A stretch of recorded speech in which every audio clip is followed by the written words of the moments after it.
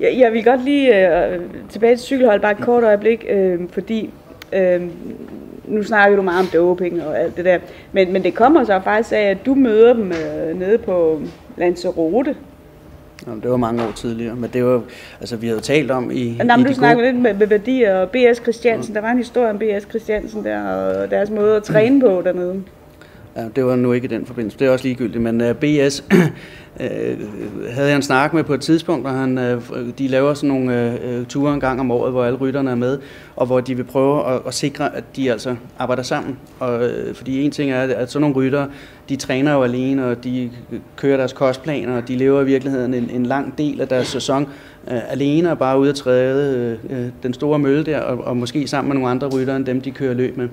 Og der var det vigtigt for BS og Bjarne at lave sådan nogle uger, hvor de kunne lave noget teambuilding. Og der BS ville gerne sikre, at de altså hjalp hinanden, fordi det skal de jo gøre op i bjergene og så videre. Og der sejlede han dem så ud. De var nede på Lanzarote, sejlede dem 2 kilometer ud, og så smed de dem alle sammen i vandet. Og der var så nogen, der ikke kunne svømme. Og så lå de der og og så stod BS deroppe og så sagde, prøv at høre venner, I har kun jer selv, I er et team, I må vise, I kan hjælpe hinanden.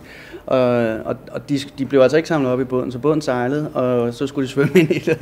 Men man kan sige, det er jo en måde at træne teamwork på. Og jeg tror, de kom ind alle sammen. Er det noget, I har overtaget i Saxo Bank? Nej, vi er meget rolige mennesker, vi gør ikke sådan noget.